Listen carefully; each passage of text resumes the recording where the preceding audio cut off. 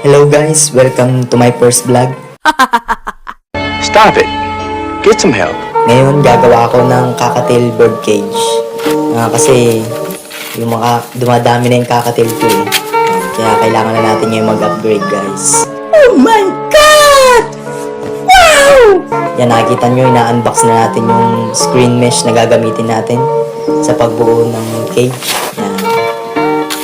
Medyo pinas-forward ko na guys para hindi kayo mainip. Stay tuned guys, makikita nyo hanggang dulo kung anong kakalabasan ng DIY bird cage natin guys. Enjoy watching!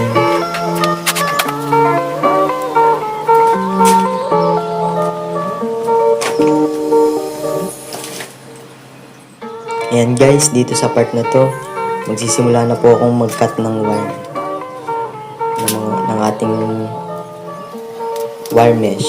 Yan. Sinukat ko na po yan guys. Yan po ay bali 3 feet guys. Yan po ang gagawin nating dingding ng ating gagawing fly cage ng ating kakati. Yan. Inuuti-uti ko lang guys. Wala kasi akong malaking cutter eh. Kaya mano-mano tayo sa pliers guys. Yan. Medyo nasakit na po ang kamay ko dyan. Kaya nagpahinga muna ako ng konti. Yan. Masakit din guys. Kaya kayo pag gagawa po kayo ng siguro din yung kompleto kayo sa gamit. Yan. Yan. Sinukat ko na po yung pangalawang wall niya.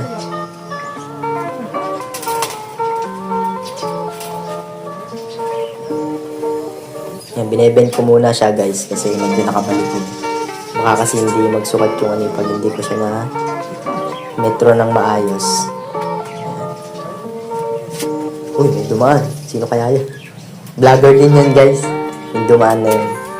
Siya sa team sa ko lagi.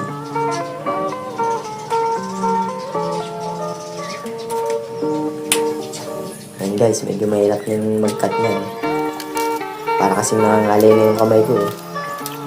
Pero taste lang guys. Matatapos din natin yun. Nice.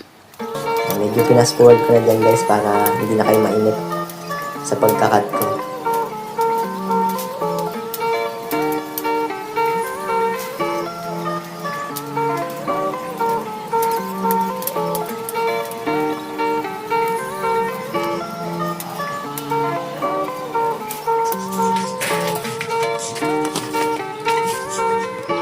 Yan guys, next naman natin ay ang aking flooring guys. Ginamit natin ay dog matting guys. Pero yan ay ginamit ko sa aking guinea pig. Yan, mga nirecycle ko lang kasi medyo kukunti na ang guinea pig ko, hindi ko na nagagamit yung ibang cage. Kaya ang ginawa ko, kinuha ko na yung floor matting nila yan. Naisip kong ilagay sa cage ng cockatiel para medyo makatipid-tipid sa wire mesh natin kasi gusto ko talaga medyo malaki-laki yung magawa natin eh. Kaya kahit paano yan, makatipid tayo sa space. Goods din naman yan guys, para hindi rin mas sumakit sa paa ng mga cockatiels natin, ng ating mga ibon. Yan, tsaka makapal din naman yung plastic niya. Kaya hindi siya basta-basta mangangat ng kakatil.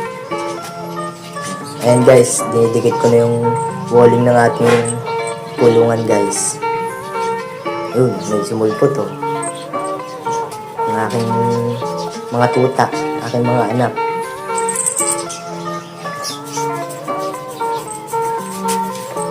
Guys, nagpapa-epal na yung dalawa dyan guys.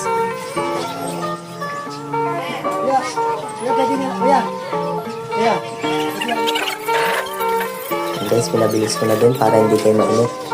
Ayan. Ayan. Ngat-ngat kasi ng ngat-ngat eh. Ayan nga pala si Pipi Salamangka guys.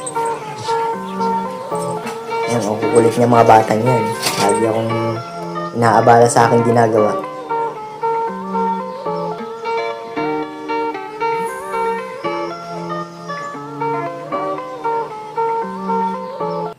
Ayan.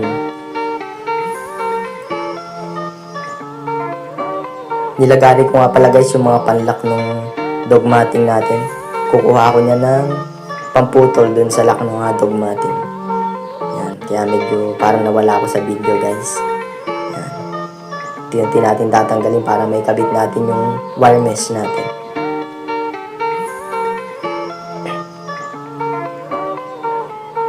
Yan, may epal na naman. Ngat-ngat ng ngat-ngat yan dyan guys.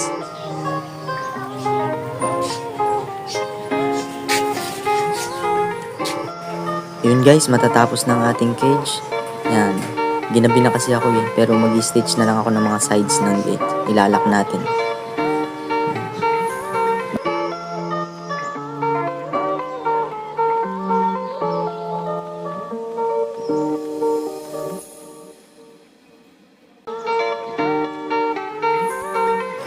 Yun guys, finally, almost done na ang ating cockatiel cage. Yan. Kumuha nga pala ako ng sanga ng mangga guys. Kasi nagputol ako kanina ng puno. Yan. Nilagyan ko na rin siya ng bolts. Yan. Para gagamitin natin pang lock sa cage. Para hindi siya basta-basta matanggal sa cage guys. Yan. As you can see guys, sinisipat ko na kung saan ko ilalagay yung ating perching materials. Yan. Medyo nilaki-lakihan ko na yung sanga para hindi masyadong hirap sa pagdapo yung ating mga ibon guys. Tingnan nyo guys, buti nakikisama yung sanga. Hindi siya nalalaglag. Yan. Para masipat ko na maganda yung ating paglalagyan ng perching materials. Yan. Pinag-aaralan ko muna kung okay ba, kung sukat ba yung ganang posisyon ng sanga, kung maganda ba.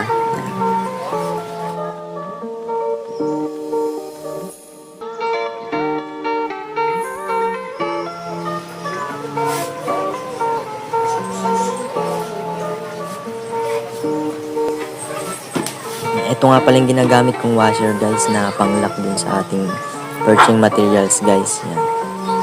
I-attach ko lang dyan yung screw guys, then tsaka ako iyaano sa sanga ng mangga guys. Lumabas muna ako dyan guys. Kinuha ko lang yung iba nating gagamitin mga screws and washers guys para sa iba pang mga perching materials natin. Dito sa part na to guys, matatapos na ako. Yan, maglalagay na lang ako ng iba pang perching materials at mga feeding door para sa pagpapakain natin ng ating mga cockatiel guys. Para hindi ko nabubuksan yung main door natin pag magpapakain ako guys. Mag-ready na kayo guys dahil sa last part ng video na to ay mag-i-Ingles na ang kuya nyo. Joke!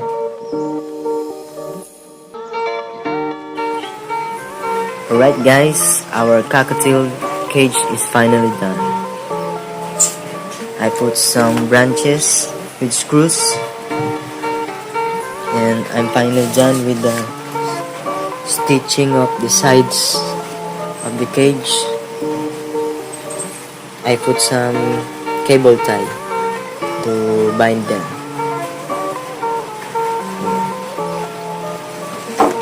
I think it is sturdy now. As you can see, also I put some feeding door and feeding fences for the cockatiels to not to move their feeding bowl because it's going to get messy and it is easy for me to snap it out from the cage. Look. The size of this cage is for the length, it is 4 feet, and for the height and width of this cage is the height is 2.5 feet and the width is 2 feet. Yeah. Also, I put some dog matting. It's originally for my guinea pig cage. I use it in my guinea pig cage. Now I don't have enough guinea pigs, so I recycled it.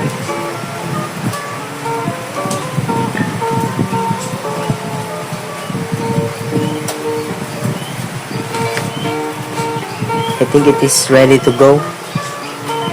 The only thing I must put on this cage is the door lock. I will order on Shopee for some spring hook, because on my past experience, those spring hooks are working excellent in my cages.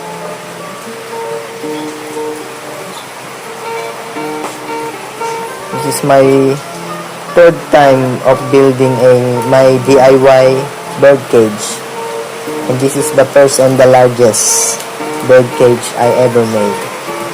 I feel proud of myself and making this. I think my cockatiels are going to get happy when they finally going in on the cage.